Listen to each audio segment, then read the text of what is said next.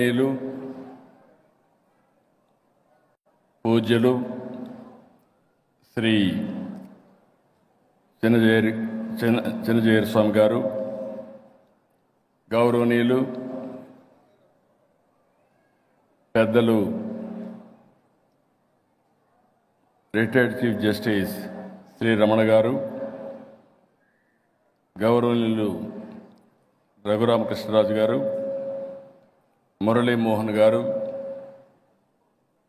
గౌరవనీయులు తెలంగాణ రాష్ట్ర మంత్రివర్గ సభ్యులు తుమ్మల నాగేశ్వరరావు గారు, నారాయణమూర్తి గారు, తనికళ్ళ భరణి గారు, చంద్రబోస్ గారు, అశోక్ తేజ గారు, వేణుగోపాలాచారి గారు, శ్రీనివాసరెడ్డి గారు, మేడసాని మోహన్ గారు, ఈరోజు ఈ కార్యక్రమానికి ఇచ్చేసినటువంటి సోదరి సోదరులందరికీ అందరికంటే ముందుగా తెలుగు వన్ ఎండి మిత్రులు రవిశంకర్ కంఠమనేని, ఈరోజు మీ ఉత్సాహం చూస్తూ ఉంటే మళ్ళీ పాత రోజులు జ్ఞాపకం వస్తున్న హైదరాబాద్లో ఆ రోజు చేసిన పనులు కానీ ఇవన్నీ జ్ఞాపకం వస్తున్నాయి. అందులో రవిశంకర్ కంఠమనేని మనస్ఫూర్తిగా అభినందిస్తున్నా. నేను ఒక విజన్ని రూపకల్పన చేస్తే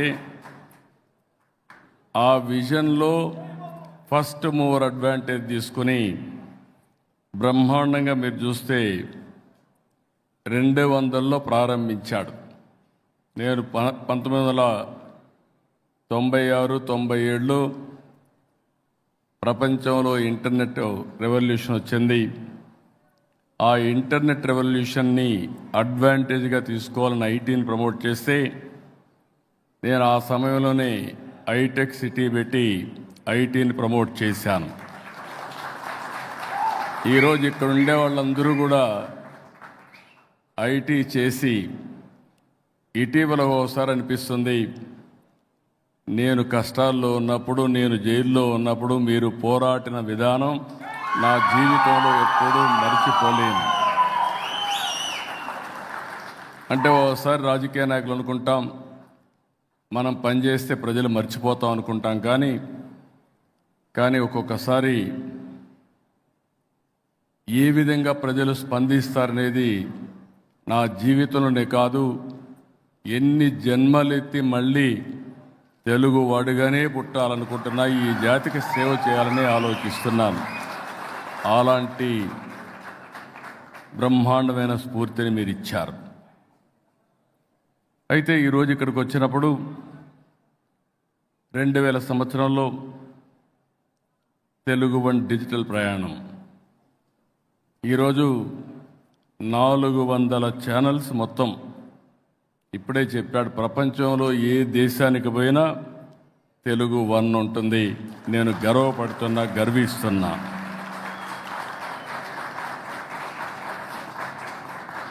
ఈరోజు మనం చూసినప్పుడు రవిశంకర్ యొక్క కృషిని, పట్టుదలని, ప్రతిభని, అన్నింటికంటే ముఖ్యంగా నేను ఒక విజన్ పెట్టుకుంటే నా విజన్కి ప్యారలల్గా ఇంకొక విజన్ తయారు చేసుకొని ఒక పెద్ద ఎంపైర్ తయారు చేసుకున్నాడు. ఆ ఎంపైర్లో ముందుకు పోయే పరిస్థితికి వచ్చారు.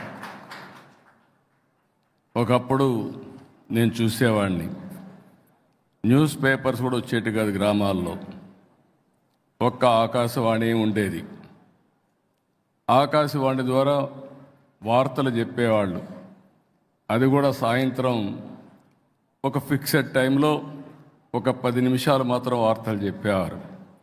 ఆ వార్తలు చదువుకొని ఏ రాజకీయ నాయకుడు ఏ క్వశ్చన్స్ అడిగారు, ఎవరు అసెంబ్లీలో పవర్ఫుల్గా మాట్లాడుతున్నారని బేరే చేసేవాళ్ళు. ఆ తర్వాత న్యూస్ పేపర్స్ రెవల్యూషన్ వచ్చింది. ఒక్క మాటలో చెప్పాలంటే ఆగస్ట్ క్రైసిస్ వస్తే ఎన్టీ రామారావు గారిని మెజారిటీ ఉన్న అప్రజాస్వామికంగా పదవిని తీసేస్తే ఒక్క ఈనాడు చూపించిన చొరవ 30 రోజుల్లో మళ్ళీ ఎన్టీ రామారావు గారు ముఖ్యమంత్రిగా ప్రమాణం చేసే పరిస్థితికి వచ్చారు. ఆ తర్వాత మీరు చూస్తే ఎలక్ట్రానిక్ మీడియా వచ్చింది. అప్పుడప్పుడే మెచ్యూరిటీ వచ్చింది. ఎలక్ట్రానిక్ మీడియా వస్తే ఓసారి అనిపిస్తుంది 2003 అలిపేరు దగ్గర నా మీద తీవ్రవాదులు అటాక్ చేసినప్పుడు ఒక్క జెమినీ టీవీ ఉంది. ఈరోజు చూస్తే ఎన్ని ఛానల్స్ ఉన్నాయో లెక్కేసుకోవాలంటే దానికి గంటల తరబడి లెక్కేసుకునే పరిస్థితికి వచ్చింది. అన్ని ఛానల్స్ వచ్చాయి. ఆ తర్వాత మీరు చూస్తే రవిశంకర్ లాంటి వ్యక్తులు ఇంటర్నెట్ ఆధారంగా తీసుకుని అనేక ఛానల్స్ని ప్రమోట్ చేశారు. ఈరోజు ఒక మాటలో చెప్పాలంటే ప్రతి ఒక్కరూ ఒక ఛానల్ పెట్టుకోవచ్చు, సోషల్ మీడియా ఛానల్. మీకు ఇంటికాడనే కూర్చొని మంచి ఛానల్స్ పెట్టుకుంటే మీరు పాజిటివ్గా కన్స్ట్రక్టివ్గా న్యూస్ ఇవ్వగలిగితే మీకు కాలక్షేపమే కాకుండా మంచి ఆదాయాన్ని సంపాదించే విధంగా మీరు ముందుకు పోయే పరిస్థితి వస్తూ ఉంది. ఇది వినూత్నమైన మార్పు అని చెప్పి కూడా నేను మీకు తెలియజేస్తున్నా. అయితే ఏదైనా ఈరోజు మీరు చూస్తే రవిశంకర్ గారిని చూసి మనం నేర్చుకోవాల్సింది విజ్ఞానం, వినోదం, ఆరోగ్యం, అదే మరి స్పిరిచువాలిటీ. ఏది చూసినా అందిపుచ్చుకున్నారు. అలాంటి వినూత్నమైన కార్యక్రమాలతో ముందుకు పోతున్నారు. ఈరోజు మీరు చూస్తే ఒక్కొక్కసారి న్యూస్ పేపర్ సర్క్యులేషన్స్ ఉంటాయి. శాటిలైట్ ఛానల్స్కు టీఆర్పీ రేటింగ్ ఉంటుంది. యూట్యూబ్ ఛానల్స్కి అన్నిటికీ వ్యూస్ ఉంటాయి, సబ్స్క్రైబర్స్ ఉంటారు. దీన్ని బట్టి ఆదాయం కూడా వస్తూ ఉంటుంది. ఈరోజు మీరు చూస్తే వీరిని చూసినప్పుడు 55 బిలియన్ వ్యూస్ వస్తున్నాయి. 120 మిలియన్ సబ్స్క్రైబర్స్ ఉండే ఏకైక ఛానల్ Telugu1.com. ఒక్క ఛానల్లో మీరు చూస్తే 16 లక్షల వీడియోలు అప్లోడ్ చేశారు. 1500కు పైగా సినిమాలు, 2500 షార్ట్ ఫిల్మ్స్, 60,000 పైగా వీడియోలు, వెబ్ సిరీస్, ఇవన్నీ కూడా చేసి తిరుగులేని శక్తిగా Telugu1.com తయారు చేశారు.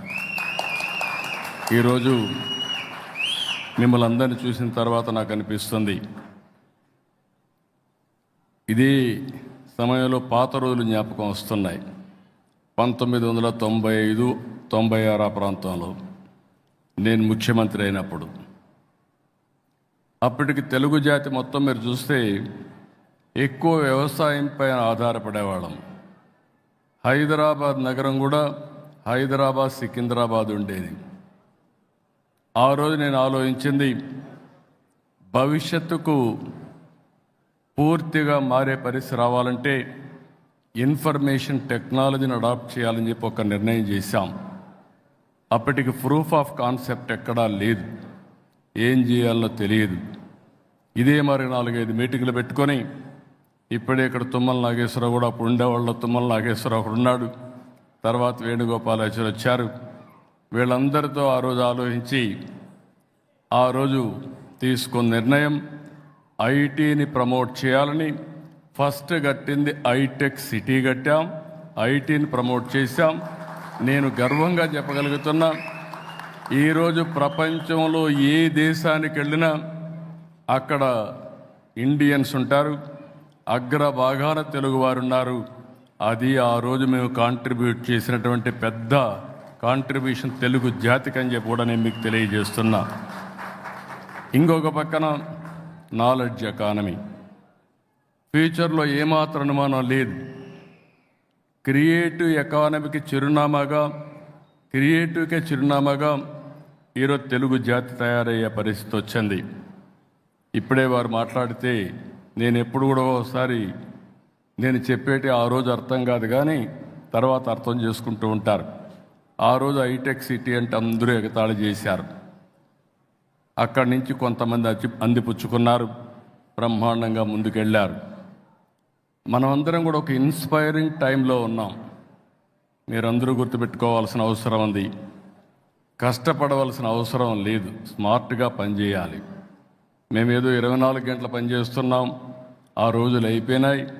ఈరోజు మనం చేయాల్సిన స్మార్ట్గా పనిచేసే రోజులు వచ్చాయి. ఈ మాట మళ్ళీ మళ్ళీ చెప్తున్నా. ఎందుకు ఈ మాట వాడుతున్నానంటే, ఈరోజు నాలెడ్జ్ ఎకానమీలో హిస్టారికల్ డేటా అంతా ఉంది. ఇంకో పక్కన మీరు చూస్తే ఏ ఫీల్డ్ అయినా కావచ్చు, అదే సమయంలో ఇంకో పక్క చూస్తే ఆర్టిఫిషియల్ ఇంటెలిజెన్స్ వచ్చింది. ఇంకో పక్క చూస్తే real time data, real time collect చేసే అవకాశం వచ్చింది. ఐఓటీస్ కానీ, లేకపోతే వేరబుల్స్ కానీ, సెటిలైట్ కానీ, డ్రోన్స్ కానీ, సీసీటీవీ కెమెరాస్ అన్నీ వచ్చాయి. అంటే ఈరోజు కావాల్సిన లీడర్స్ కావాలి, అడాప్ట్ చేసుకునే నాయకత్వం కావాలి.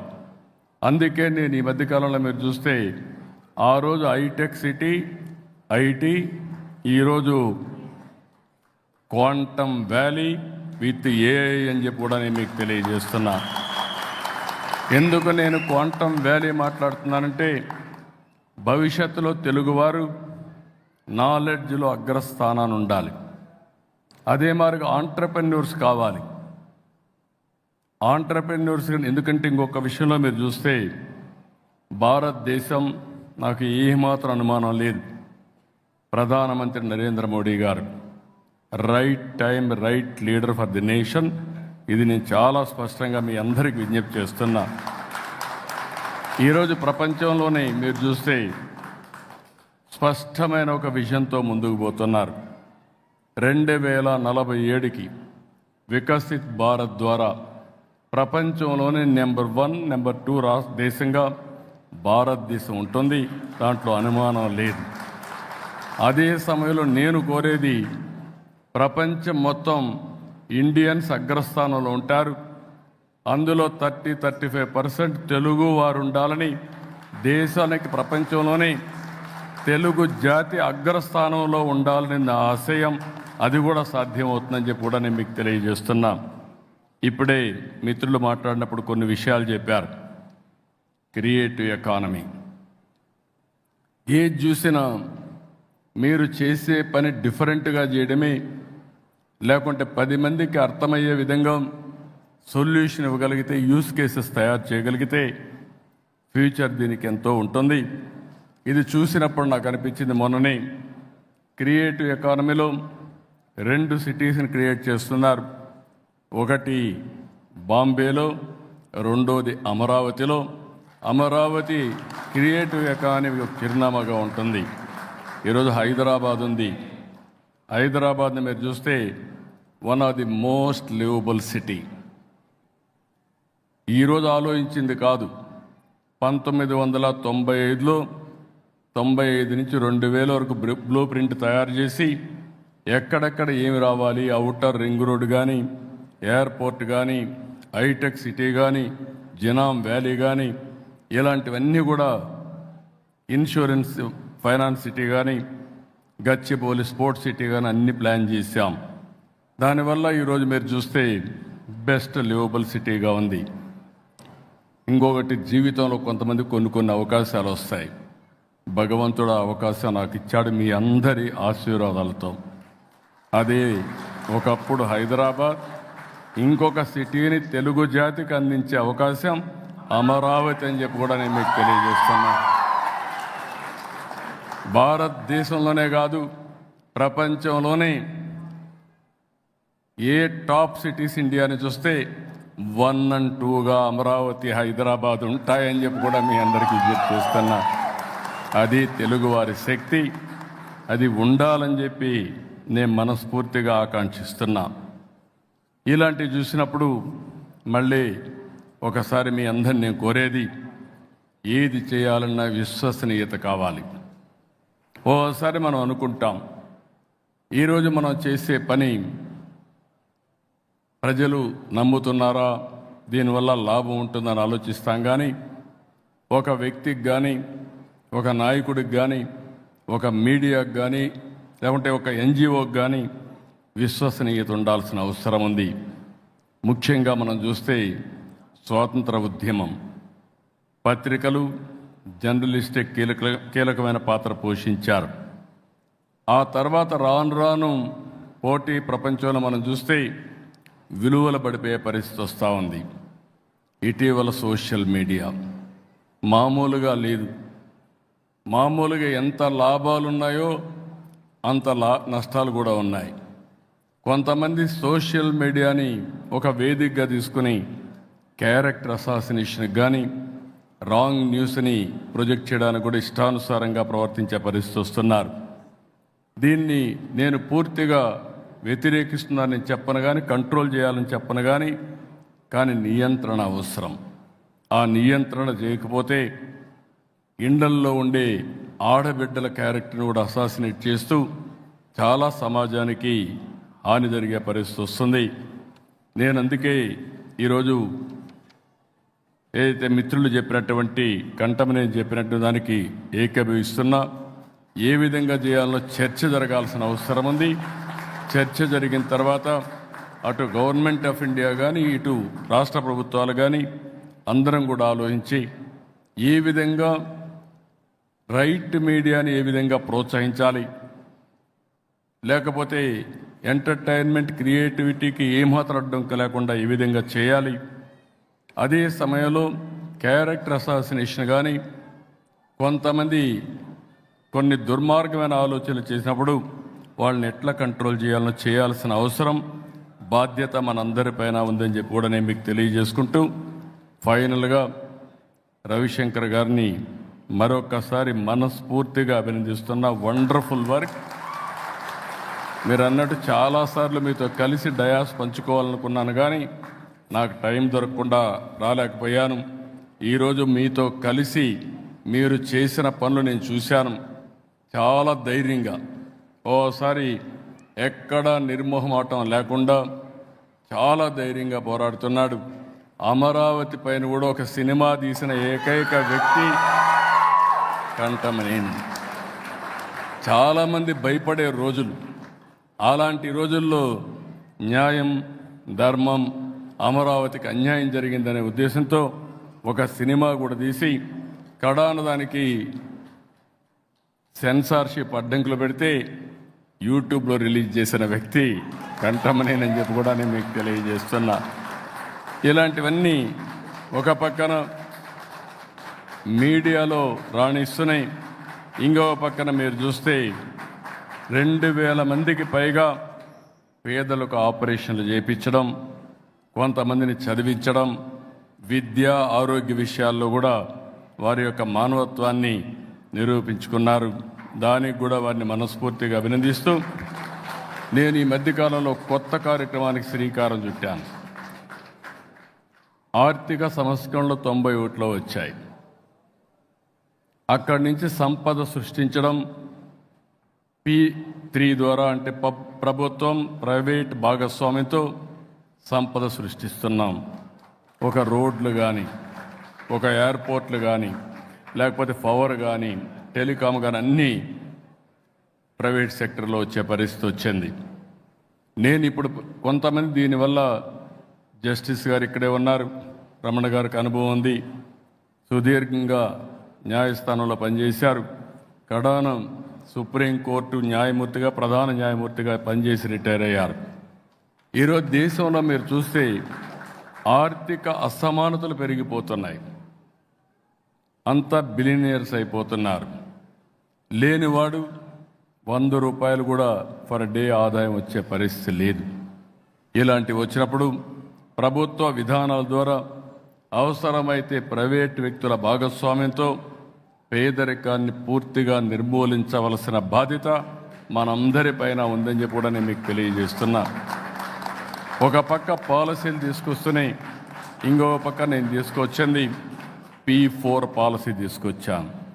ప్రభుత్వం, ప్రైవేట్, ప్రజల భాగస్వామ్యంతో ఎవరైతే టాప్లో ఉండే 10% హై నెట్వర్త్ ఇండివిజువల్స్ కింద నుండే 20% కానీ దత్తత తీసుకోగలిగితే, మెంటరింగ్ చేయగలిగితే, హ్యాండ్ హోల్డింగ్ చేయగలిగితే మనతో సమానంగా వాళ్ళు కూడా పైకి వచ్చే అవకాశం వస్తుంది.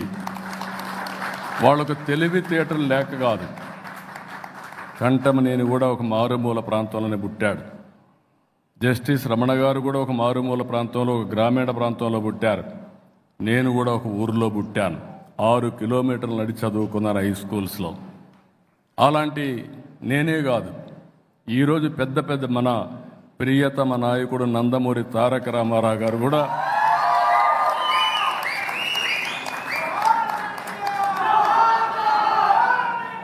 ఆయన చరిత్ర మనం చూస్తే ఒక మామూలు కుటుంబంలో పుట్టి అచంచలమైన ఆత్మవిశ్వాసంతో అనునిత్యం పనిచేశారు. ఆయన ఎదుగుదల కూడా చాలామంది సహకరించారు. ఈరోజు చరిత్ర ఒక్కసారి తిరిగేసుకుంటే మళ్ళీ ఎన్టీ రామారావు గారిని లేకపోతే ఆయనతో పోల్చుకోవాలంటే మళ్ళీ ఎన్టీ రామారావు గారే తిరిగి పుట్టాలి తప్ప వేరే వాళ్ళకు సాధ్యం కాదు. అలాంటివి మనం చూసినప్పుడు అందరిలో శక్తి సామర్థ్యాలు ఉన్నాయి. కానీ అలాంటి వ్యక్తులకు చేయూతనివ్వాల్సిన బాధ్యత మనందరిపైన ఉంది. నాకు ఏమాత్రం అనుమానం లేదు, భారతదేశం is a great country, great nation. ఇండియన్స్తో పోటీ పడే మనుషులు ప్రపంచంలో ఎక్కడా లేరు. ఈ విషయం కూడా మీరు గుర్తుపెట్టుకోండి. దీనికి 2-3 కారణాలు. ఒకటి, 1991లో ఆర్థిక సంస్కరణలు, పోటీ ప్రపంచం ప్రారంభమైంది. 95లో నేను ఇవన్నీ స్టార్ట్ చేశాను. రెండోది, టెక్నాలజీ వచ్చింది. ఇంటర్నెట్ రెవల్యూషన్ ఎర్లీ 90స్లో వచ్చింది. అక్కడి నుంచి మీరు చూస్తే ఫస్ట్ మూవర్ అడ్వాంటేజ్ ఇండియన్స్ తీసుకున్నారు, అందులో తెలుగు వాళ్ళు అడ్వాంటేజ్ తీసుకున్నారు. మూడోది, మనం ఊహించింది డెమోగ్రఫిక్ డివిడెండ్.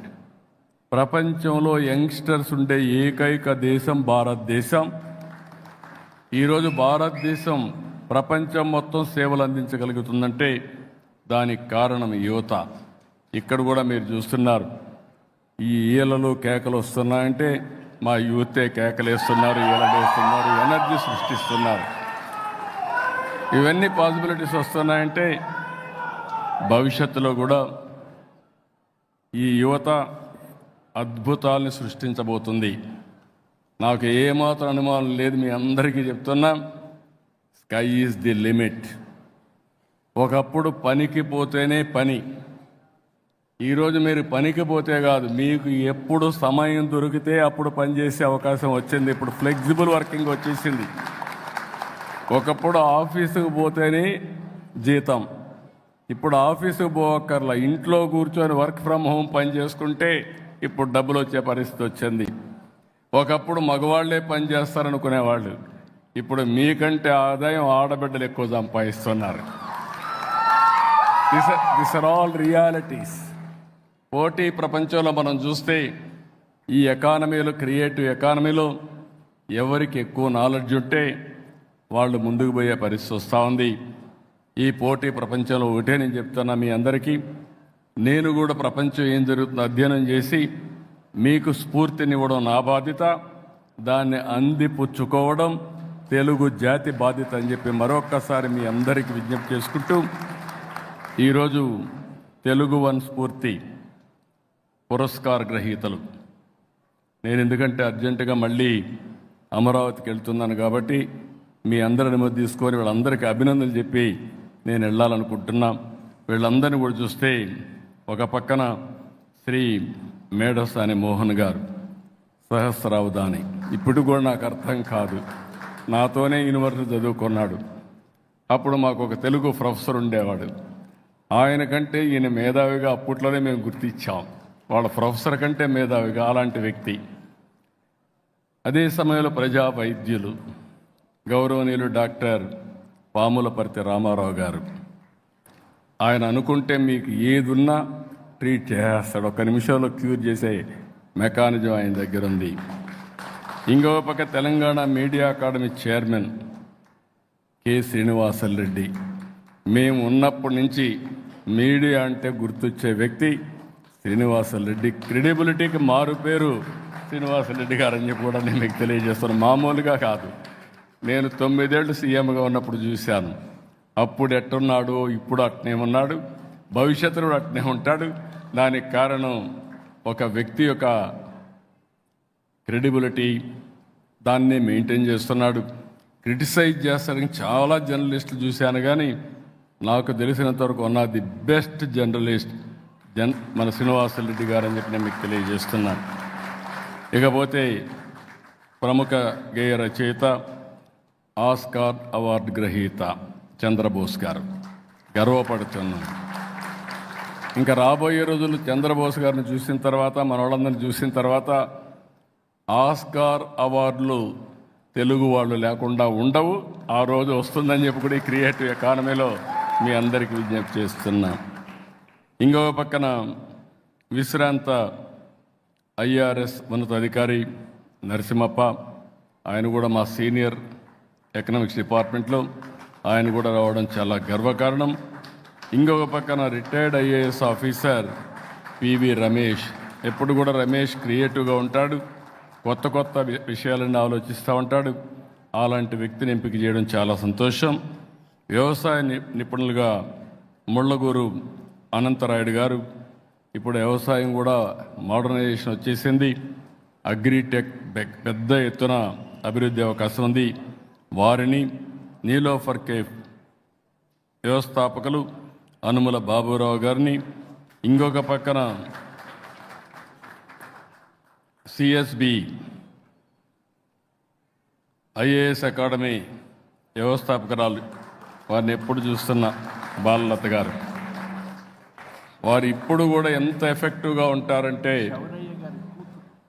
మా శౌర్య గారి కూతురు శౌర్య గారు కూడా one of the best journalist, very simple man. ఆ అమ్మాయిని చూసినప్పుడు నాకు గర్వకారణం.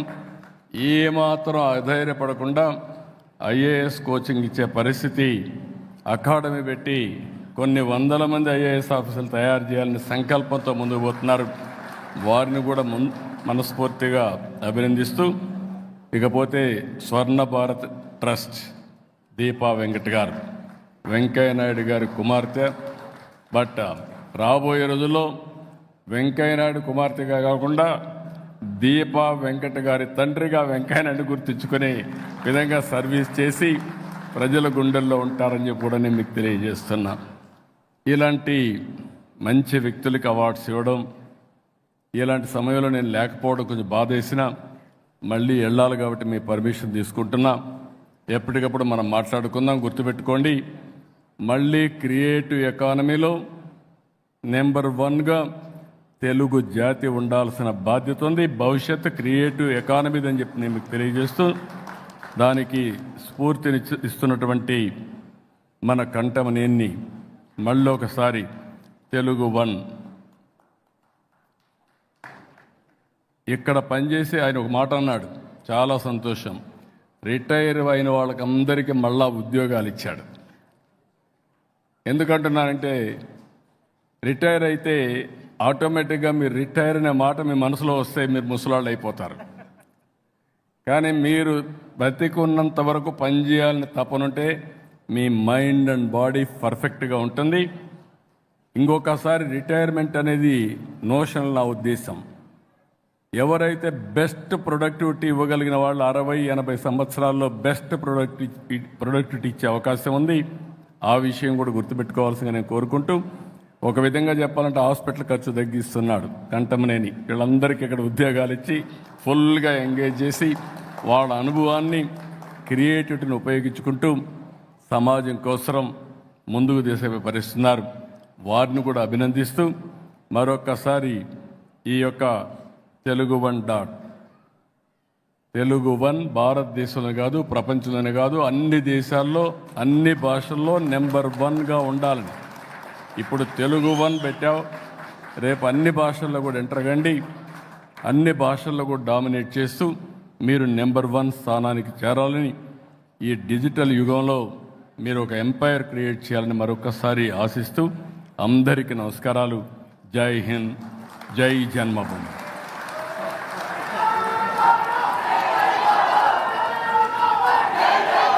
హృదయపూర్వక ధన్యవాదాలు సార్. మీ విజన్లో మా తెలుగు 1 కూడా భాగమైందని చెప్పడానికి సంతోషిస్తున్నాం. చంద్రబాబు నాయుడు గారికి తెలుగు 1 యాజమాన్యం అయిన రవిశంకర్ గారు, అలాగే వారి సతీమణి బిందు గారు సన్మానం చేస్తూ ఉండగా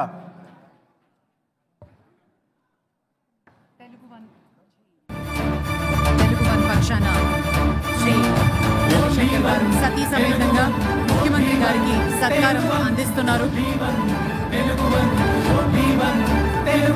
తమ అమూల్యమైన సమయాన్ని తెలుగు వన్ రజతోత్సవ వేడుకలకి కేటాయించి విచ్చేసినందుకు హృదయపూర్వకంగా కృతజ్ఞతలు తెలియజేసుకుంటూ ఆత్మీయ సత్కారం శ్రీ కంఠంనేని రవిశంకర్ గారు. అలాగే చంద్రబాబు నాయుడు గారి చేతుల మీదుగా రవిశంకర్ గారికి ఓ ప్రత్యేకమైన తెలుగు వన్ టీం ఇస్తున్న ఒక సర్ప్రైజింగ్ గిఫ్ట్ రవిశంకర్ గారు చంద్రబాబు నాయుడు గారి చేతుల మీదుగా ఆవిష్కరించవలసిందిగా చంద్రబాబు నాయుడు గారిని ఆహ్వానిస్తున్నాం.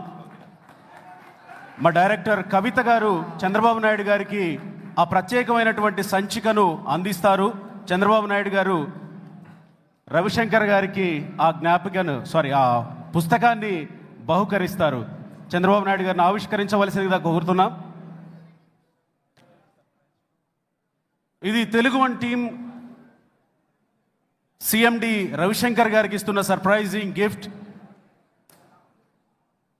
అలాగే చంద్రబాబు నాయుడు గారి చేతుల మీదుగానే తెలుగు వన్ స్పాన్సర్స్ మహేంద్ర నాయుడు గారు, assistant vice president Marwadi university, Shri Srinivas Reddy గారు, south coordinator Sankal Chand Patel university నుంచి వారిని త్వరగా వేదిక మీదకి రావాల్సిందిగా ఆహ్వానిస్తున్నాం. అలాగే ప్రముఖ తెలుగు నటి పూనం కౌర్ గారు చంద్రబాబు నాయుడు గారికి ఒక జ్ఞాపికను బహుకరిస్తారు. వారిని వేదిక మీదకి ఆహ్వానిస్తున్నాం.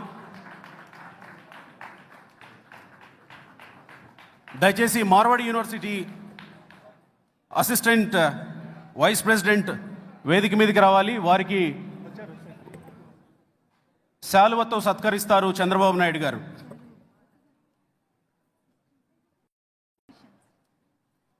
అలాగే south coordinator Sankal Chand Patel university Telugu one sponsors వీళ్ళు శ్రీ శ్రీనివాస్ రెడ్డి గారిని వేదిక మీదకి ఆహ్వానిస్తున్నాం.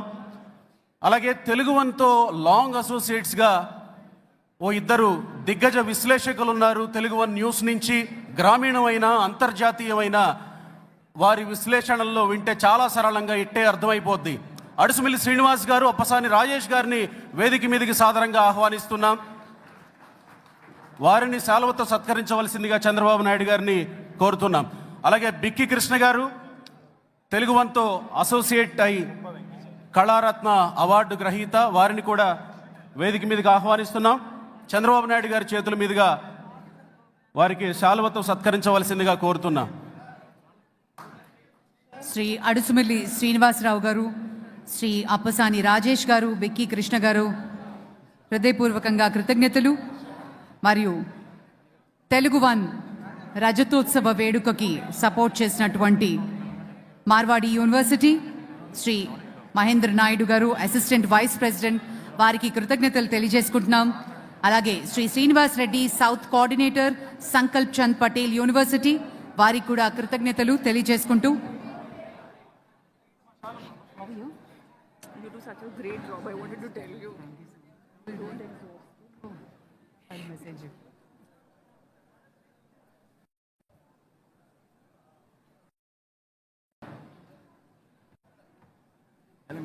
అలాగే అంకమ్మ చౌదరి గారు, వారిని కూడా శాలువతో సత్కరించవలసిందిగా కోరుతున్నాం. కిలారు నాగార్జున గారు, వారిని కూడా వేదిక మీదకి ఆహ్వానిస్తున్నాం. చంద్రబాబు నాయుడు గారు శాలువతో సత్కరించవలసిందిగా కోరుతున్నాం.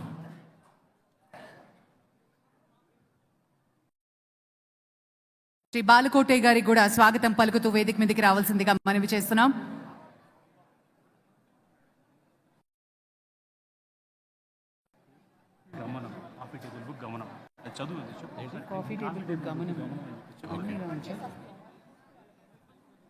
Telugu one coffee table book గమనం అనే ఒక పుస్తకాన్ని ఆవిష్కరించి రవిశంకర్ గారికి బహుకరించింది చంద్రబాబు నాయుడు గారి చేతుల మీదుగా.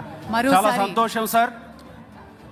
మీ అమూల్యమైన సమయాన్ని కేటాయించి ముఖ్యమంత్రి శ్రీ నారా చంద్రబాబు నాయుడు గారికి, దయచేసి చంద్రబాబు నాయుడు గారు మినహా మిగతా అతిథులందరినీ వేదిక మీద ఉండవలసిందిగా సవినయ మనవి. మిగతా కార్యక్రమం చాలా ఉంది.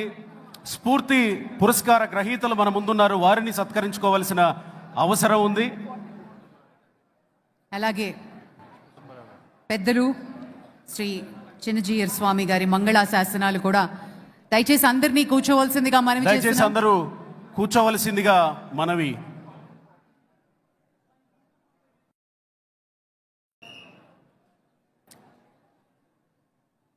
చంద్రబాబు నాయుడు గారు ప్రస్తుతం